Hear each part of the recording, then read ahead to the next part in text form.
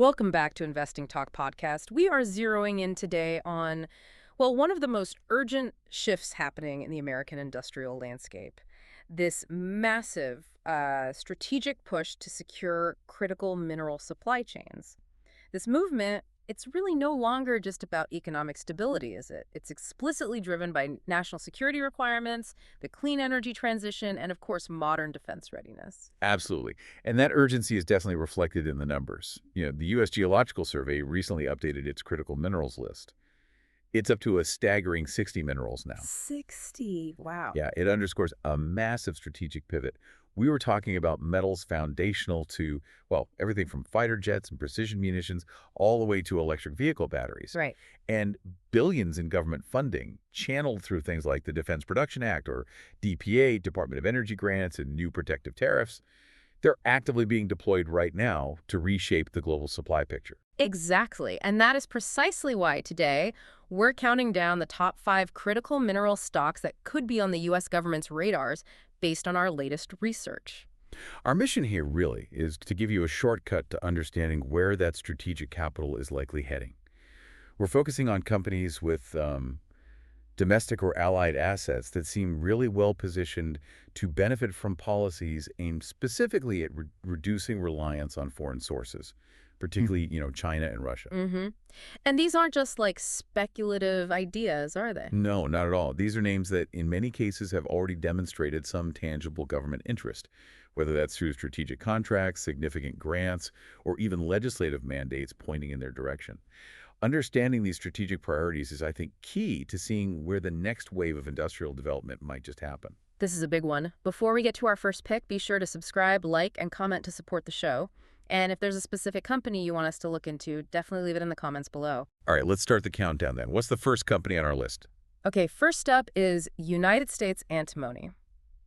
The reason it's standing out is that it's directly exposed to a mineral that Washington has clearly labeled as strategic, and importantly, it represents immediate domestic supply chain capacity. The critical material here, of course, is antimony. Right, antimony.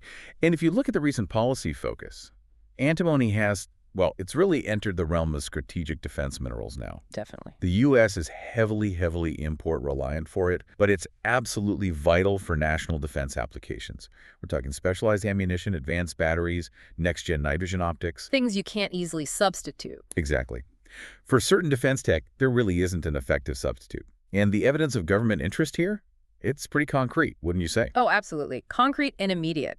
The company recently secured a huge, a $245 million 5-year sole source contract with the U.S. Defense Logistics Agency, the DLA, to supply antimony ingots directly for the national stockpile. And what makes this so strategic, I think, is that they hold the only operating smelters in the U.S. capable of processing antimony domestically. The only ones. That locks down processing capacity right now. Critical for national readiness. For sure. But, okay, that model focuses on the immediate processing capacity. It immediately raises the question, though, where will the long-term scalable resource come from? That's a perfect transition, actually, to our second name. Okay, interesting. Moving on then, my pick for the next one is Perpetua Resources. This one is really all about positioning in the North American resource space and the possibility of some massive future policy tailwinds, also centered around antimony. So we stay with antimony, but shift focus slightly from immediate processing to the actual resource base. What makes this company a target of, well, multi-million-dollar government attention? Okay, so Perpetua is developing the Stibnite Gold Project. It's in Idaho. Geographically, that's critical because this project contains what's believed to be the largest known U.S. antimony resource. Largest known. Okay. And the need, again, ties back directly to defense. Antimony trisulfide, which they can produce, is a key component, non-replaceable, really in primers for hundreds of munition types. But it's also looking forward, potentially supplying antimony for next-gen energy storage too, like the Embry liquid metal battery technology.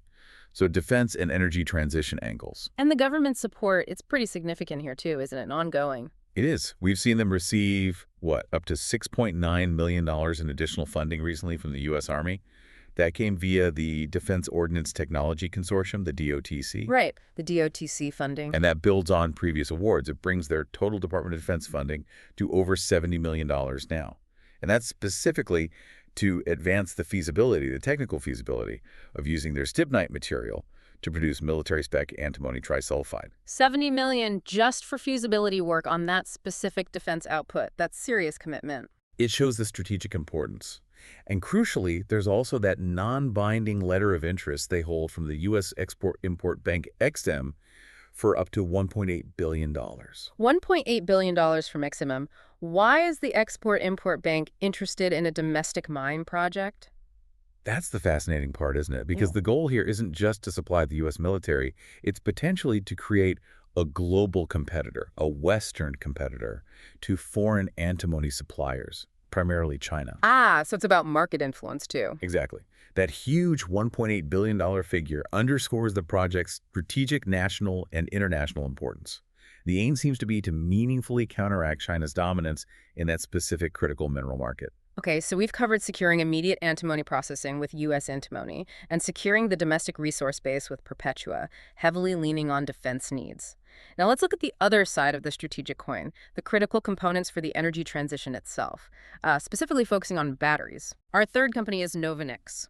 The critical material here is synthetic graphite, specifically the anode active material used in pretty much all lithium-ion batteries. Yeah, and this one is, it's almost a textbook supply chain reshoring play, driven almost purely by policy, you could argue. Oh, so.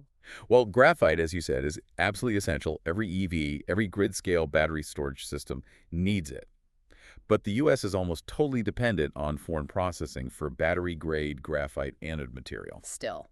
Even with all the focus on batteries. Still.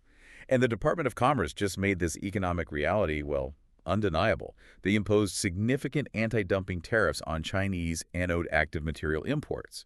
When you combine those with existing duties, the total effective rate jumps to, well, a jaw-dropping 160%. 160%. Wow, that's basically a wall. It's a massive tariff wall, and it's explicitly designed to create a competitive advantage, or at least level the playing field, for domestic producers. And Novonix is stepping right into that gap. So how are they positioned? Their Riverside facility in Chattanooga, Tennessee. It's positioned to be the first large-scale producer of high-performance synthetic graphite in North America. First large scale. That's significant. It is. And they were also selected for a substantial U.S. $150 million grant from the Department of Energy, the DOE, specifically to expand that production. Okay, so significant government grant money flowing there, too. Absolutely. The question now is really how fast they can scale up production.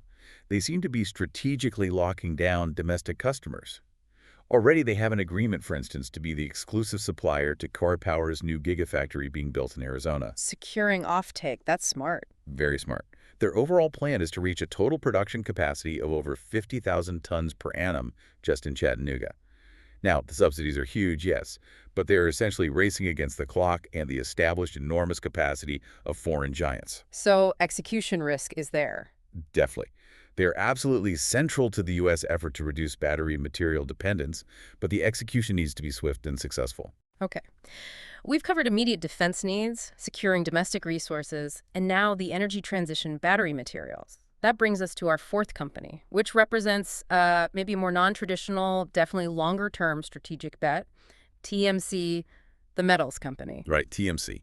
This one, I agree, presents a more, let's say, long-term, potentially high-risk, but also high-reward proposition. It's based entirely on securing future critical metals from a very unconventional source, the deep-sea floor. Deep-sea mining. Exactly. They focus on collecting polymetallic nodules from the abyssal plains of the Pacific. These nodules are rich in nickel, cobalt, copper, and manganese, all metals that are essential for both defense technologies and the EV transition. Okay, but what's the government tie-in here? Because deep-sea mining is, well, it's fraught with high regulatory hurdles, environmental controversy. It seems inherently risky from an investment standpoint. The risk is definitely there, no question.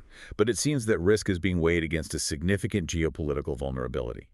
The U.S. has a major and growing vulnerability specifically in the nickel refining supply chain. Nickel refining. Okay, yes, this was explicitly noted in President Biden's Executive Order 13017 on supply chains.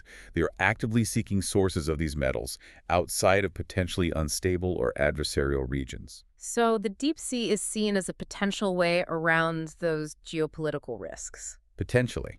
And what's particularly interesting here is the direct alignment starting to form with the military-industrial base. TMC themselves applauded a recent U.S. congressional mandate directing the Defense Department to conduct a feasibility study A feasibility study on what? on refining the intermediate products derived from these deep-sea nodules into high-purity nickel, cobalt, and copper products, specifically for defense applications. That study is due by the end of 2025. Ah, so the military is formally investigating this source. That's a significant signal. It is, and this isn't just talk. They're leveraging existing legislation. TMC's U.S. subsidiary has already applied for a $9 million grant under the Defense Production Act's Title III program. DPA Title III? For what exactly? For domestic refinery feasibility work related to processing these nodule-derived metals. It demonstrates that for the U.S. government, securing nickel and cobalt, even from potentially high-risk, novel sources like the deep sea, is now being framed as a national security imperative. And this initiative seems to have bipartisan support from lawmakers focused on bolstering supply chains. So a long-term, high-risk play, but with clear national security undertones and initial government exploration funding. Interesting. Absolutely. It's viewed by proponents, at least, as a potential path to fortifying national security with responsibly sourced materials, if they can overcome the hurdles that could decouple the U.S. from traditional, often adversarial, land-based supply chains for these key metals. Okay, that brings us to our fifth and final pick. This one brings us back, interestingly, to antimony again, but emphasizes a different crucial angle: diversification and allied supply capacity. Military metals. Military metals, right. The material exposure here is, as you say, strategically diversified. It includes antimony, yes, but also cobalt, tungsten, and even zeolite. A broader basket of critical materials. Exactly. And after reviewing the heavy U.S. import reliance, especially for antimony, and seeing that big DLA contract go to U.S. antimony, well, the value proposition for a company like Military Metals becomes clearer. It's tied directly to the need for resilient supply chains outside of China and Russia. And U.S. policy is focusing heavily on North American and allied NATO-friendly sources, correct? That's precisely where this company seems to fit the bill. They hold diversified assets across Europe. Specifically, their Slovakia project reportedly contains an estimated 61,000 tons of antimony. 61,000 tons. That sounds substantial. It is. It's described as potentially one of the largest undeveloped antimony deposits in the West. Plus, they have assets in Canada and the U.S. as well. The scale and geographic combination, particularly the European angle, makes them a potentially serious player for Western supply chains. Diversification across friendly jurisdictions? Yes, and furthermore, they apparently hold roughly $30 million worth of stockpiled antimony already, located in Nova Scotia, Canada. So they have some immediate inventory too. Okay, so existing stockpile plus development potential in allied regions. Right. They seem well positioned as a potential North American leader, or at least a significant contributor, and maybe a natural beneficiary of the sustained demand wave that could be created by those big Defense Logistics Agency contracts we talked about earlier. It's the sheer strategic diversification across multiple critical defense minerals combined with the allied geographies that likely puts them squarely on the government's radar. Okay, a very strategic list indeed. So, to recap, our 5 critical minerals names to watch based on potential government interest and strategic positioning are United States antimony, Perpetua Resources, UAMY, TMC, the metals company, and military metals. It's a list that really seems to map out where government funding and strategic priorities are currently flowing, doesn't it? From immediate defense needs to much longer-term energy transition resources. It does. And that flow, I think this is the key takeaway for listeners, that flow seems to be accelerating. The U.S. government is injecting billions of dollars through loans, grants, strategic contracts like that DLA deal to fundamentally reshape these supply chains and to do it quickly, often, overriding traditional market economics in the process. So understanding these strategic priorities is becoming crucial for investors in this space. I believe so. Investing based on an understanding of these national security and energy independence goals is becoming increasingly critical, I think. Yeah, this strategic urgency raises an important question, something we notice while pulling these sources together. The USGS list notes that many critical minerals like antimony, cobalt, tellurium, which were tied to, 3 of our 5 picks today? That's right. They are often co-products or byproducts of mining main commodities like gold or copper or lead. Yeah, that's a common issue. So, given this massive pressure now to secure these critical minerals for defense and energy, Do you think policy and funding might eventually force miners to prioritize the recovery of these often lower value byproducts? Prioritize them over the historical economic drivers like gold or copper grades?